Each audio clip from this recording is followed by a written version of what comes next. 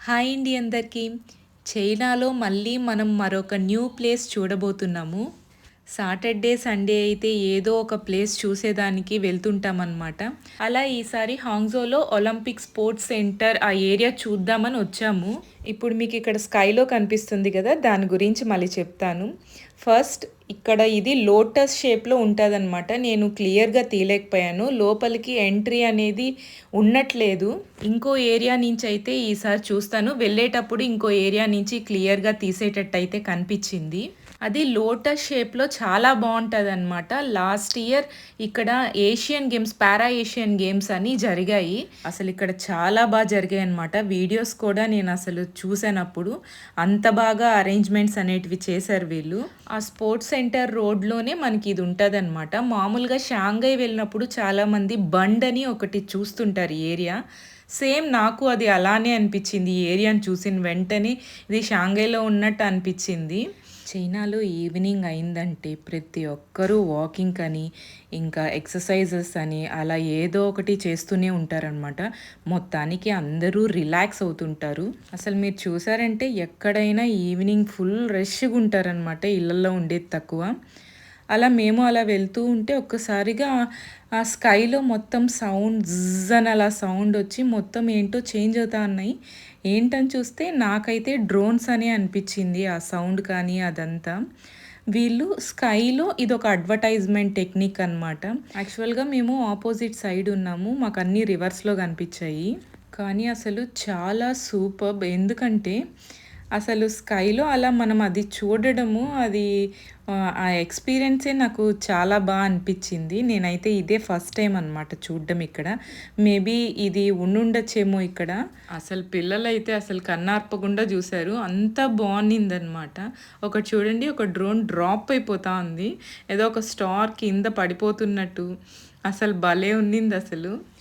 ఇలా అడ్వర్టైజింగ్ చేస్తే అలా స్కైలో చూస్తూ ఉంటారు కదా! ఈ టెక్నిక్ కూడా చాలా అనిపించింది. ఏరియా అయితే చాలా బాగుంది. హాంగ్‌జోలో ఒలింపిక్ స్పోర్ట్స్ సెంటర్ అనమాట ఈ ఏరియా నేమ్ అయితే. ఎవరైనా హాంగ్‌జో వస్తే ఈ ఏరియా అయితే కంపల్సరీ చూడండి. ఇక్కడ బోటింగ్ కూడా ఉన్నట్టుంది. మేమైతే అటు సైడ్ వెళ్ళలేదు. కానీ అక్కడ బోట్స్ అయితే మీకు చూపించాను. స్టార్టింగ్‌లో మీకు బోట్స్ అనేటివి వెళ్తూ ఉంటాయి. మేబీ రెస్టారెంట్స్ కూడా బోట్స్‌లో ఉన్నట్టుండింది. ఈ అడ్వర్టైజింగ్ అంతా అయ్యాక ఆ డ్రోన్స్ అంతా ఒక పొజిషన్ తీసుకొని డ్రాప్ అయ్యాయి. అసలు సూపర్ అనిపించింది ఆ డ్రాపింగ్ కూడా. చాలా చేశారు.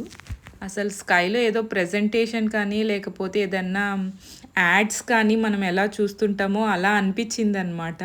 ఒక్కసారిగా అంత ఓపెన్ ఏరియాలో మనకు అలా కనిపిస్తుంటే చాలా థ్రిల్లింగ్ అనిపిస్తుంది కదా! నాకైతే చాలా అనిపించింది ఏంటంటే ఈవెన్ ఫేసెస్ కూడా చేశారు. అసలు ఈ టెక్నిక్ అయితే చాలా నచ్చింది. ఎవరైతే నాకైతే తెలీదు. మీకెవరైనా తెలుసుంటే కామెంట్ సెక్షన్‌లో మెన్షన్ చేయండి. నాకు వీళ్ళ నేమ్స్ అయితే తెలీదు. మీకెవరైనా తెలుసుంటే కామెంట్ సెక్షన్‌లో మెన్షన్ చేయండి.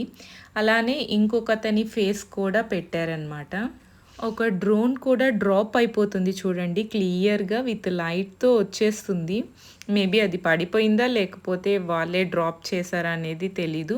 అక్కడి నుంచే మొత్తం ఆపరేట్ చేస్తున్నారని లాస్ట్‌లో అయితే అర్థమైంది. ఎందుకంటే డ్రోన్స్ అన్నీ ఒక దగ్గరకొచ్చి ఆ డ్రాపింగ్ అనేది చాలా చేశారు. మీకు లాస్ట్‌లో కనిపిస్తదది.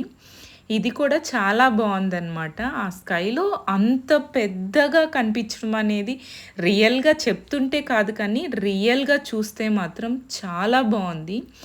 ఈ డ్రోన్స్ ఇక్కడి నుంచే అనమాట. డ్రోన్స్ అంతా ఒక దగ్గరకొచ్చేసి జూమ్ అవుట్ అయిపోతాయి. మనకు పెద్దగా కనిపిస్తున్నాయి కదా! ఇప్పుడు చాలా చిన్నగా అయిపోతదనమాట.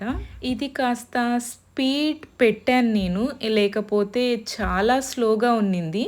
సో, అందుకోసం కొంచెం స్పీడప్ చేశాను వీడియోనైతే. అక్కడ మనకు ఒక బ్రిడ్జ్ లాగా కనిపిస్తుంది కదా! ఆ బ్రిడ్జ్ దగ్గర నుంచి వాళ్ళు ఆపరేట్ చేశారని అర్థమైంది. ఎందుకంటే ఆ డ్రాపింగ్ అంతా అక్కడే జరిగింది. ఒక్కొక్క లైన్ బై లైన్ అది కిందకొచ్చేస్తూ ఉంది చూడండి. అసలు చాలా బావుండింది. మామూలుగా మనం వాల్ మీద ప్రొజెక్టర్ యేసుకొని అలా చూస్తుంటాం కదా! అలా మనకు స్కైలో ప్రొజెక్టర్ యేసి చూస్తే ఎలా ఉంటదో అలా అనిపించిందనమాట.